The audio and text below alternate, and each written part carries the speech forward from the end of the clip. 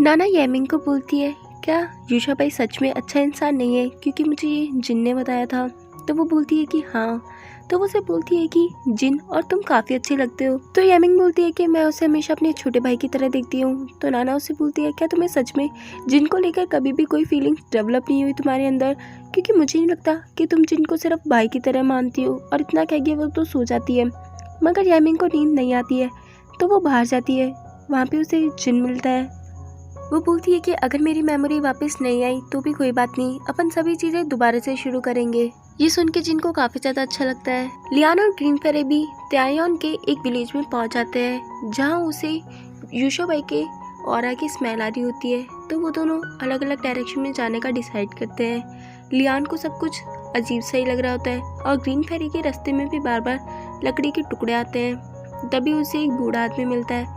वो उसे बात करने की कोशिश करता है मगर वो बोलते हैं कि मुझे कुछ भी नहीं सुनाई दे रहा है। और ये बूढ़ा आदमी इसके ऊपर अटैक करता है। ये और कोई नहीं बल्कि सूरन ही होता है। फिर ग्रीन फेरी अपनी एनर्जी से चेक करती है तो उसे पता चलता है कि ये गांव तो कब का तबाह हो चुका है और ये सिर्फ एक हेलुसिनेशन है। लियान और सूरन के बीच में भी फाइट चल रही होती है। थोड़ा बहुत पिटने के बाद सूरन वहाँ से चले जाता है। जियाओ के फादर जियाओ की स्टेप मदर की एक चाटा मारते हैं और उन्हें कहते हैं कि तुम जियाओ को किसी भी हालत में यहाँ पे ढूंढ के लाओ वरना मैं तुम्हें छोड़ूंगा नहीं। जब सुबह यामिंग उठती है तो वो जिन को बोलती है कि मुझे बाहर घूम के आना है, इसलिए जिन उसे स्लीपर पहनने चालू करता है। वो देख के यामिंग को काफी ज्यादा अच्छा लगता है। यहाँ ऐसे भी और हमें लगता है कि यामिंग जिन के लिए कुछ फील कर रही है और ये दोनों काफी देर तक एक दूसरे को देख ही रहे होते हैं। तभी वहाँ पे नाना आ जाती है। ये बस इन्हें यहाँ पे नाश्ते के लिए बुलाने आई थी। उसके जाने के बाद जिन उसे अपने हाथों से कोट भी पहनाता है। फिर हम देखते हैं जियाओ बाहर निकलने की कोशिश कर रही होती है मगर मिस्टर मो सील बन के खड़े होते हैं और वो उससे बोलती है कि तुम मुझे छोड़ के कहाँ चले गए थे।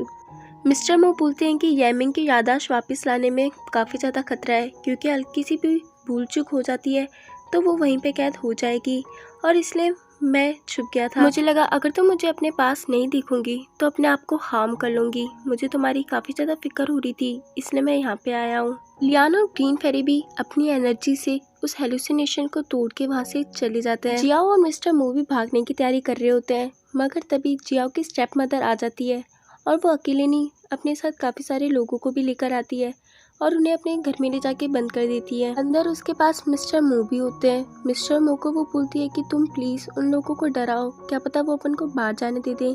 तभी वहाँ पे जियाओ के पापा आ जाते हैं और वो उससे पूछते हैं कि ये कौन है। तो वो बताती है कि ये मेरा बॉयफ्रेंड है। मगर जियाओ की मॉम बोलती है कि ये एक बुरा इंसान है, चोरू चक्का है, यही जियाओ को यहाँ से लेकर गया था और ये काफ़ी सारी चीज़ें भी चुराता है। तो जियाओ बोलती है कि नहीं, ये मुझे यहाँ से नहीं लेके गया था बल्कि जो मेरी स्टेप मदर है वो मुझे हॉस्पिटल भेज रही थी, वो भी ज़बरदस्ती, और ना जाने वहाँ पे मेरे साथ क्या क्या होता। उसकी मॉम बोलती है कि पहले तो तुम यहाँ से खुद भागी और अब सब चीज़ों का इल्जाम मेरे ऊपर लगा रही हो। जियाओ के पापा अपने साथ के ऑफिसर्स को बोलते हैं कि मिस्टर मो को बाहर फिकवा दो मगर वो बोलती है कि प्लीज़ ऐसा मत करो, अगर आपने ऐसा किया तो मैं मर जाऊंगी। मगर वो एक भी नहीं सुनते और उसे वहीं बंद करके वापस से चले जाते हैं। सूरन यूशा भाई के पास आता है और बताता है कि लियान और ग्रीन फेरी उस हेलुसिनेशन को तोड़ के वहाँ से बाहर चले गए हैं। तो यूशा भाई बोलता है कि मैं भी तो यही चाहता था। नाना जिनको आके बताती है कि जियाओ और मिस्टर मो को पकड़ लिया है। तो वो बोलता है कि अब मिस्टर मो की हमें हेल्प करनी पड़ेगी। दोनों सर्वेंट्स आपस में बात करी होती है कि जियाओ जब से यहाँ पे आई है उसने ना ही कुछ पिया है और ना ही कुछ खाया है। ये बात मिस्टर मो भी सुनते हैं तो वो उसके लिए खाना लेने जाते हैं। तभी वहाँ पे जिन और यामिंग आ जाते हैं। फिर हम देखते हैं मिस्टर मो जिन और यामिंग को जियाओ के बारे में सब कुछ बताते हैं। तो वो बोलता है कि तुम्हें पता है मुझे क्या चाहिए। तो वो बोलता है कि चलो ठीक है, मैं तुम्हारी मदद कर दूंगा मगर हमें ज़्यादा सतर्क रहना पड़ेगा क्योंकि हल्की सी भी अगर चूक हो जाती है तो मैं और यामिंग उस आइस वर्ल्ड में कैद होके रह जाएंगे और अगर मुझे वहाँ पे कुछ हो जाता है तो तुम्हें जियाओ का ध्यान रखना पड़ेगा और जब तक मैं यहाँ पे वापस नहीं आ जाऊँ तभी भी तुम्हें उसका ध्यान रखना पड़ेगा। जिन बोलता है जियाओ को बचाने के लिए हमें नाना की मदद चाहिए होगी। फिर हम देखते हैं नाना जबरदस्ती जियाओ के घर में घुसी जा रही थी। जियाओ की स्टेप मदर उसे बोलती है कि तुम्हारे अंदर बिल्कुल भी मैनर्स नहीं है क्या। तो नाना बोलती है कि आपको नहीं पता कि अपने गेस्ट से किस तरह बात करते हैं। अगर आपने मुझे जियाओ से नहीं मिलने दिया तो मैं पूरे गाँव वालों को बता दूंगी कि आप जियाओ के साथ बिल्कुल भी अच्छा बिहेव नहीं करते हो।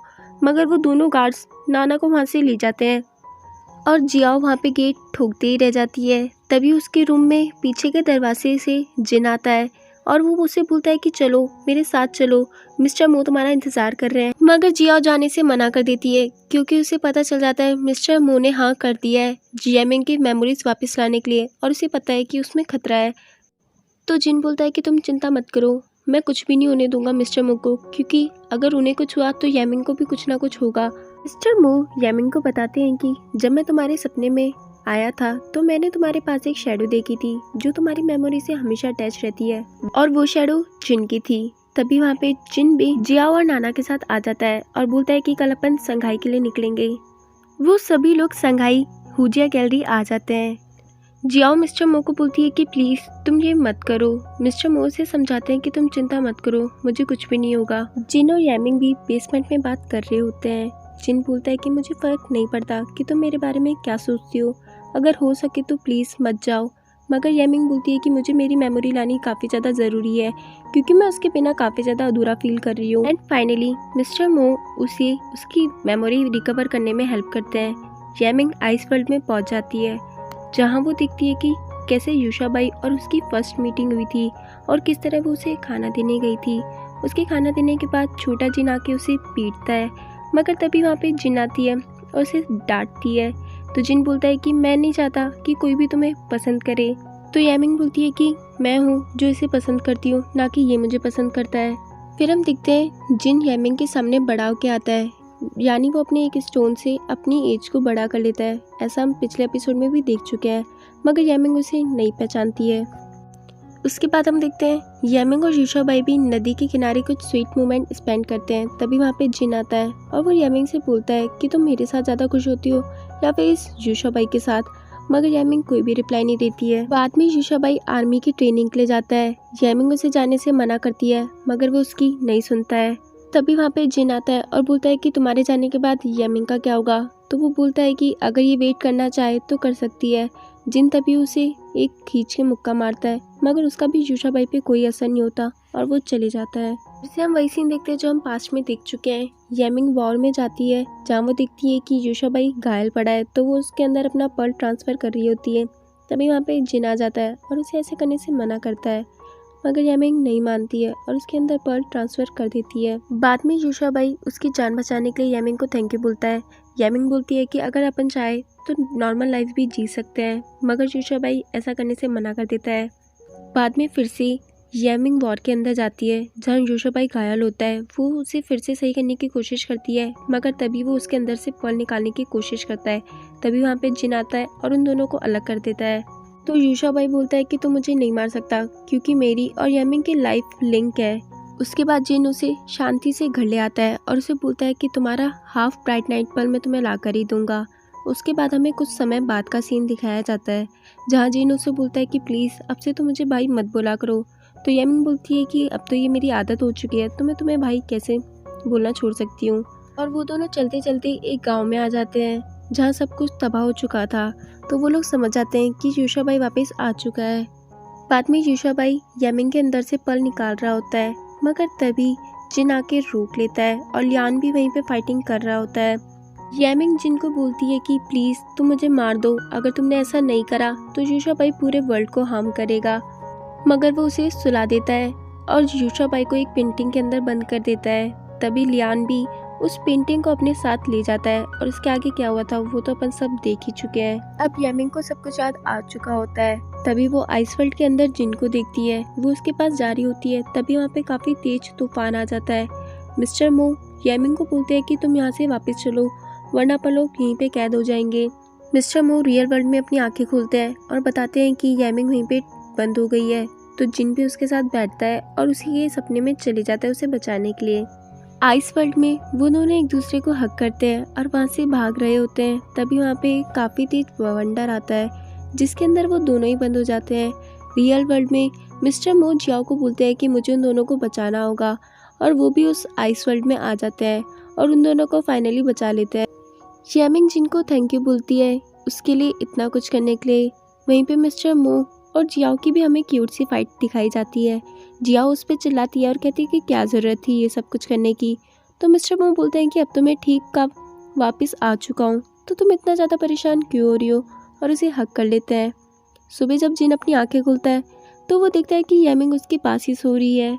और जब जिन को ये पता चलता है कि रात भर यामिंग उसी के पास सो रही थी, तो ये जान के उसे काफ़ी ज़्यादा खुशी होती है।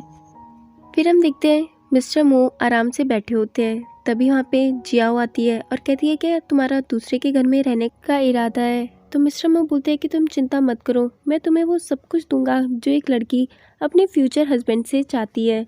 बेचारे लियान और ग्रीन फेरी अभी भी फॉरेस्ट के अंदर यूशाबाई को ढूंढने के लिए भटक रहे होते हैं। वहीं यामिंग जिन को बताती है कि मिस्टर मो और जियाओ वापस पाइपिंग जा रहे हैं। तो जिन जियाओ को एक लेटर देता है और कहता है अगर कभी भी कोई प्रॉब्लम हो तो मेरे दोस्त से मदद मांगे ना। तो जियाओ बोलती है कि मिस्टर जिन काफ़ी ज़्यादा लवेबल पर्सन है, तुम्हें इनसे अभी तक प्यार क्यों नहीं हुआ, और मुझे पता है कि तुम भी इनसे जल्दी प्यार करने लगोगी। तो यामिंग बोलती है कि मुझे तो इस बारे में कुछ भी नहीं पता, वो तो इसकी परफॉर्मेंस पे डिपेंड करता है। और वो लोग वहाँ से चले जाते हैं। ग्रीन फेरी और लियान भटकते भटकते केव की साइड आते हैं, जहाँ लियान को यूशाबाई के ऑरे की स्मेल आती है। ग्रीन फेरी उसे अंदर जाने से मना करती है, मगर लियान काफ़ी ज़्यादा जिद करता है और उन्हें ना चाहते हुए अंदर आना पड़ता है। वो लोग एक डोर ओपन करते हैं, जहाँ से उन्हें एक आइस वर्ल्ड नज़र आता है। वो उसके अंदर जाते हैं तो वहाँ देखते हैं कि एक बॉडी पूरी जमी हुई है। तो लियान अपनी मर्दानगी दिखाते हुए उस आइस पे एक मुक्का मारता है, मगर उसे ही चोट लग जाती है। ग्रीन फेरी उस पर काफ़ी ज़्यादा हंसती है और उसे बोलती है कि तुम कभी तो अपना दिमाग भी लगा लिया करो, अपन को इसको आग से पिघलाना पड़ेगा। तो लियान डेढ़ शाना बन के बोलता है कि मुझे पहले से ही पता है, और एक वुड निकालता है जिसमें वो फायर लगाता है। तो ग्रीन फेरी उसे पागल बोलती है और खुद अपनी एनर्जी से उसे पिघलाने की कोशिश करती है, मगर वो बर्फ पिघलती नहीं है। तभी वहाँ पे यूशाबाई भी आ जाता है और इन चारों के बीच में फाइटिंग स्टार्ट होती है। चौथा यहाँ पे सूरन है। फाइटिंग करते वक्त लियान के काफ़ी ज़्यादा चोट लगती है और उसके बॉडी का ब्लड उस आइस पे जाके गिरता है।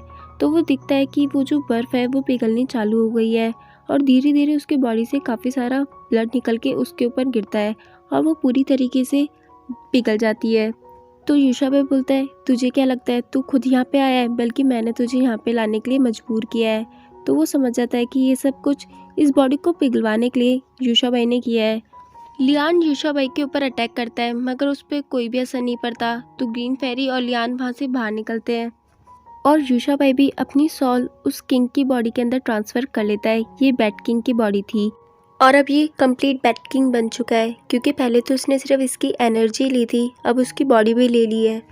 वहीं पे यामिंग की आंखें भी रेड होती है और वो बेहोश हो जाती है। लियान और ग्रीन फेरी भी बाहर निकल रहे होते हैं, तभी वहाँ पे सूरन आता है और इन लोगों के बीच में फाइटिंग स्टार्ट होती है, जिसके अंदर लियान ही हार रहा होता है। तभी वहाँ पर यूशाबाई भी अपने किंग वाले रूप में आता है और वो यूशाबाई को मारने वाला होता है, मगर ग्रीन फेरी बीच में आके उसे बचा लेती है और खुद घायल हो जाती है। यूशाबाई फिर से लियान को मारने जाता है, मगर सूरन उसका पैर पकड़ लेता है और बोलता है कि प्लीज़ मुझे बचा लो। मगर यूशाबाई ऐसा कुछ भी नहीं करता है, बल्कि उसका एसेंस निकाल लेता है और उसको ले लेता है। लियान ग्रीन फेरी को बचाने के लिए जिनके पास लेके आ रहा होता है, मगर तभी ग्रीन फेरी की बिल्कुल भी हिम्मत नहीं होती है। तो वो उसे बोलता है कि तुम चिंता मत करो, सब कुछ ठीक हो जाएगा। ग्रीन फेरी उसे बोलती है कि मैं मरने से पहले तुम्हें किस करना चाहती हूँ, और ये दोनों एक दूसरे को किस करते हैं। और लियान वापस से उसे जिन की गैलरी लाने की तैयारी करता है। यामिंग भी होश में आती है और बताती है कि यूशाबाई ने वो एसेंस एब्जॉर्ब कर लिया है। तो जिन बोलता है मुझे अपनी सील ढूंढनी पड़ेगी वापस से। तो वो उससे बोलती है कि अब कौन सी सील, क्या तुम्हारे को यूशाबाई ने तुम्हारी सील लौटाई नहीं। तो जिन बोलता है कि वो वाली सील जिससे तुमने उसे खोला था, मुझे वो दोबारा चाहिए होगी। तो यामिंग बोलती है वो सील पक्का यूशाबाई ने माउंटेन्स पे छुपा के रखी होगी। वहाँ पे लियान में ग्रीन फेरी को ले आता है और जिन को सही करने के लिए बोलता है, मगर जिन बोलता है कि अब ये सही नहीं हो सकती है क्योंकि ये मर चुकी है। वो उसे जिन के घर से ले जा रहा होता है, मगर रास्ते में ही वो गायब हो जाती है। तो वो जिन को बोलता है कि ये सब कुछ तेरी वजह से हुआ है, तेरे लिए बेहतर यही है कि तू यामिंग को मार दे, वरना आगे ऐसे ही पछताता रहना। और वहाँ से जाने लगता है। पर्सनली मुझे भी ये सीन बहुत ज़्यादा गंदा लगता है, क्योंकि ग्रीन फेरी और लियान की जोड़ी बहुत प्यारी थी। और इसी के साथ हमारा ये एपिसोड ख़त्म हो जाता है।